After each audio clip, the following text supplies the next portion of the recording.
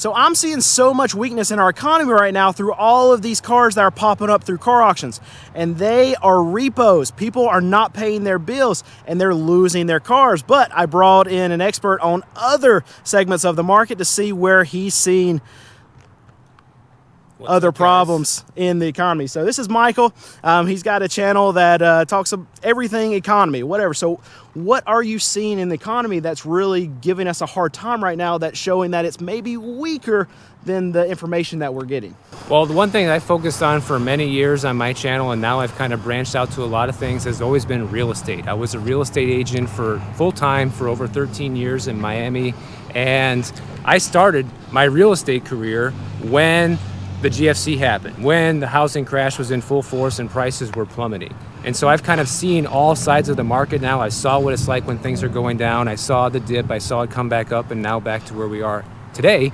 And today, where we're at right now in 2024, we are seeing the lowest amount of home sales that we have seen since 1978, which is a very bad sign that people cannot afford houses. And as we all know, housing is an essential. Everybody needs a roof over their head unless you prefer to be homeless, which most people don't. So if you want to have a roof over your head, it is now more expensive than it has ever been before. And I encourage a lot of people right now, at least in this economy, to be renters for a lot of reasons. Because number one, when you're renting, you're not getting yourself into this major house payment right now. And it's usually a lot cheaper. We're talking renting can be anywhere between 30 to 100% cheaper depending on the market that you're in. And buying a house is always supposed to be like a piece of the American dream, right? That's something that has been strived for many generations, even still today. And when people aren't able to achieve that, that's a big sign that things aren't good. But besides real estate, we're talking other problems too. We're seeing car loan delinquencies go up, just like Brandon talks about. We're seeing credit card delinquencies go up. So that's a big one. You know, people aren't paying the credit card bills. And on top of that, people are in the most debt that they ever have been before. And some people will push back on that and say, well, that's because people are making more money than ever before. Well, they are, but it's not enough to keep up with wages and at the rate of inflation that we've had, okay? The wages are just not keeping up with the amount of inflation. And when you're starting to see all these repossessions with cars, when you're starting to see the delinquencies start to rise, that's a very clear indicator that things are not as well as we're being told right now. So I know one thing that you've talked about quite a bit on your channel, but we're seeing that the jobs data shows that, okay, job market is absolutely ripping, but from what I've read is that there's been quite a few layoffs, especially in the car market is what I've seen, and that's what I'm covering. But what about the rest of the economy as far as labor goes? Well, the tech layoffs have been huge. That's probably been the biggest sector of the economy that's seen the most layoffs over the past couple of years. And it shows, you know, there's even whole websites dedicated to just tracking the tech layoffs. That's how many there have been. But you know, besides that, some companies that are kind of considered a tech company, but maybe also a car company, like Tesla, for example, they had the biggest layoff that there has been since the start of this economic downturn. They laid off like 14,000 employees just a month or two ago in one shot. And that wasn't their only layoff. So you're seeing these companies lay off a massive amount of people, but there's always an excuse, right? The excuse is always that, well, we just hired too many people during the pandemic, so that's why we're letting more people go. And then people will point to the fact that, well, unemployment's not really ticking up, so obviously they're getting another job or things are okay because you're not seeing the unemployment numbers go off the charts. But what's really happening is a lot of those people, some of them might be able to get another job easily, a second job right away. But now, one thing that we have today that we didn't have during the 2008 recession is gig work. So a lot of people, instead of file for unemployment, they're saying, well, let me just go drive for Grubhub or Uber or Lyft or something tomorrow, and I can make some extra money, and I don't need to file for unemployment, which is kind of a smart thing to do because it gives you money today rather than waiting weeks for an unemployment check to roll in. But at the same time, it masks the weakness of the economy. It doesn't show in the economic data that we relied on for, you know, centuries or at least decades at this point to track what's going on. So you're not seeing a lot of the weakness that you and I see every day in the economy show up in the economic data. So let's go back to the housing market. This is really, I think, what you cover probably the most. What is it that is going to fix this housing market? I know that we have interest rates that are 7-8% for a lot of home buyers, but really we need volume, right? What's the magic thing that fixes a lot of what's going on in the housing market right now? Well, a lot of typical real estate agents will tell you it's interest rates. Even Barbara Corcoran will say that. As soon as the interest rates come down, the housing market's going to explode. But I completely disagree with that, because think about this, Brandon. Even if interest rates right now were to come back down to 3% to buy a house, at today's prices, most people, we're talking probably 80% of the American population, still could not afford to buy a house at today's prices, even with a 3% interest rate. So unfortunately, interest rates are not going to be the magic pill to this. The only thing that really is going to fix it is going to be lower prices. And there's a lot of different ways that could happen. But I think the way that we get to lower prices and how it ultimately happens, in my mind, the least path of resistance is at some point we're going to go into a real recession. Right now, according to our government, we're not in a recession. And we're not in a recession because the GDP hasn't fallen negative for more than 2 quarters. Even though that did happen in 2022, they didn't call it a recession.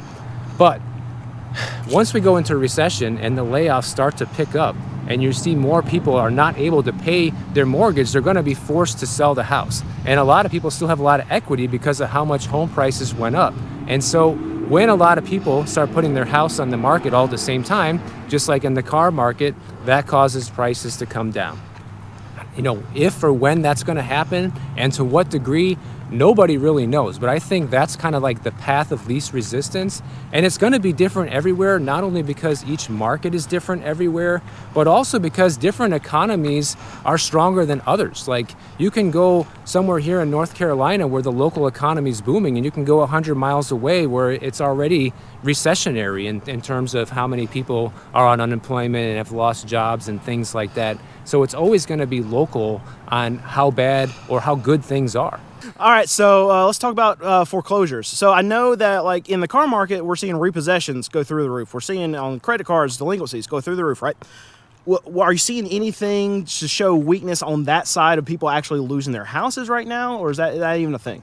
Yeah, surprisingly, there's not a lot of foreclosures right now. They are ticking up slightly, but not to like anywhere near the levels that we saw during the 2008 housing crash. And the reason for that is, if you ask me, is because there's so many band-aids, is what I like to call it now, to keep people in their houses. During the pandemic, it was the mortgage moratoriums. People didn't have to pay their rent. They didn't have to pay their mortgages, and they could just extend it. They could just pause payments for years. And when it's time to start paying those payments again, they have a couple options. They can catch up and make extra payments until they're caught up, or they can just throw all the missed payments on the back end of their loan.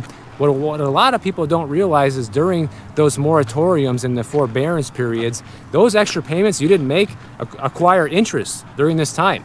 So you actually owe more on your house now than you originally did when you stopped making your payments because of that extra interest. And people who think, I'll just pay it off at the end when I go to sell the house. If you need to sell the house at a time when the economy's in the dumps and your house is now worth less than you paid for it, you're going to be upside down. You won't be able to sell that house without being in foreclosure or having your bank perform a short sale. So that's one band-aid, is just the forbearance, right? But right now, the federal government has all sorts of things going on. They have, they're giving people who have FHA loans, for example, they're giving them extensions. So if you can't afford your payment, they'll turn your 30-year loan into a 40-year loan and lower your payment a few $100s a month and keep you in your house rather than foreclose on you. We just saw a new announcement recently. Freddie Mac is going to be entering the home equity loan space, and they're going to be giving homeowners ways to tap into their equity right now without selling their house, and just give people more ways to get into more debt, which is just going to cause more trouble down the road. So we talked about this in the car market, and what we need to fix the car market is velocity of money. We need transactions to happen. But what we have in the housing market is all these people that are locked into these 3% interest rates, right? And what is it going to take to get those people out of those interest rates? Is it just lower interest rates, or is it going to be a combination of that and the price? I think it's a combination of both, because you can lower the interest rate all day long, like I said, but then if the price is still the same or it even goes up because the inventory is still low, that's still not going to be a very big incentive for somebody who's locked into a 3% mortgage. Say their payment's $2,000 a month, and even though rates came down, they're buying a house that is 50% more expensive. Their payment's now going to be $4,000 a month. So who's going to want to do that? So it has to be a combination of both. But here's what I always say, I don't care how low your mortgage rate is. I don't care what you paid for your house. People sell, Brandon, because life happens. Right. You have a kid. That's one of the biggest reasons people move, which I think is very stupid, by the way, but it is what people do. Wait, it's stupid to have a kid or stupid to... I guess it depends on how you want to look at it. Like, people have a baby and they're like, oh, now we need to buy a house. Well, really what you need to do is you got to put a roof over your kid's head. Right. You don't have to buy a house. But people do that. It's kind of like one of those social stigmas. You have a kid and you have to buy a house now. So people do that. People move for work. People move for deaths. People move for divorces. All sorts of reasons that people need to buy and sell houses that are unaffected by the interest rate or price situation. So there's a lot of things that can happen that will force people to buy or sell regardless of what's going on with this. But ultimately, the prices and rates need to come down for people to afford. But listen, even if rates stay the same, because I am somebody who thinks that rates need to stay this high probably forever, because the low interest rate environment is not good in the long run. And this is better for keeping people in check. And what it does is it discourages people from financing things more, and it encourages more to save more and spend on what you can really afford. And if interest rates stay where they're at, but prices came back down to pre-pandemic levels, housing would be affordable still. So actually the price coming down would be much more beneficial than the rates coming down.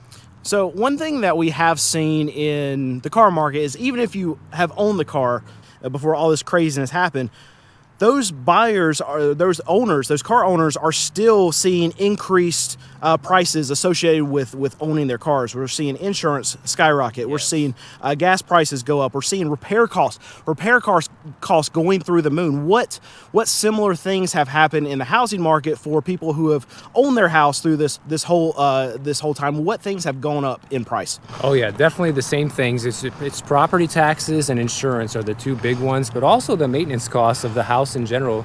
People's utility bills have gone up. So just the average cost of running your household each month has gone up for your electric bill, for your gas bill, and if you need to get some plumbing work done or electrical work done, that all costs way more than it did pre-pandemic. But the property taxes and insurance are completely out of your control. Now, if you have a house that's paid off, you can go without having homeowners insurance, which a lot of people are opting to do right now because of how expensive it's getting, especially where I live in Florida. We have the worst case scenario with insurance right now. And so people are opting to have no insurance if they have a no loan on the house and no mortgage. But even if you have no loan on the house, you always are going to have property taxes. And one thing a lot of my viewers like to say, don't pay your property taxes and see who really owns your house. So, no matter what, you have to pay those property taxes.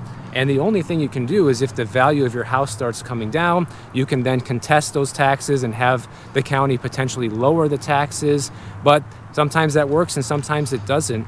And those are all expenses that you have regardless of how much you paid for your house or what your interest rate is. And everybody is feeling that increase. I mean, even for me, between the time I purchased my place at the beginning of 2022 until now, my monthly payment has gone up roughly $1,000 a month due to property taxes, due to higher HOA fees, which includes mostly insurance and maintenance costs on the building, and also a special assessment. I mean, if you live in a condo, that's another thing that you have. And people say, well, special assessments don't apply to me because I live in a house. Well, if your roof needs to be replaced, that's a special assessment. That's 20, 30 grand right there that you weren't expecting to pay. So everybody who owns a house or some sort of property will have big unexpected expenses, and right now those unexpected expenses are higher than ever. So about 2 months ago, me and you had a conversation, and I'd sold my house like 2.5 years ago. So when prices went crazy, we sold our house, and we were renting, waiting for prices to come down. So You told me at that moment, because we were getting antsy, we were ready to buy a house, and you were telling me, no, Brandon, prices you think are going to go lower. Don't buy a house. Well, I did the exact opposite of what you were telling me, and we went out and we bought a house. So there was a house that came up that was like within 3 minutes of our car dealership, so it just made our quality of life better. We closed in like 2 weeks. Wow. So congratulations. Well, thank you. But my question is, okay, now I went against what you said.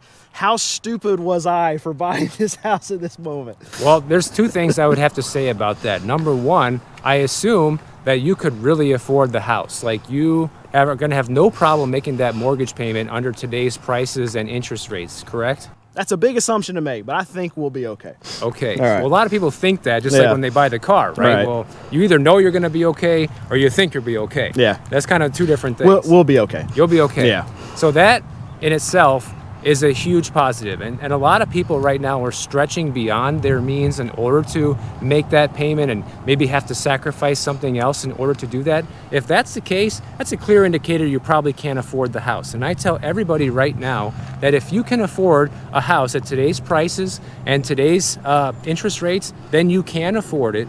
And then that brings me to my second point, and that is that if you think you can hang on to that house during a downturn and you're not worried about the price of the house going down over the next 5 years and then eventually it recovering back to, and then of course beyond what you paid for the house in the future. If you're somebody that can ride that out both psychologically and financially, then I think it's still okay to buy right now. There's a big misconception. People think that I tell people not to buy, but really what I'm saying when I say that is I'm saying to be careful. I'm saying to make sure that you can handle the psychological and financial stress of home ownership over this volatile period of the economy when you are likely to see prices go down in your area. And even if, here's the other problem, I don't know how much you put as a down payment for your house, but a lot of people will put down the bare minimum. Say you put down 5 or maybe 10% for a small conventional loan down payment.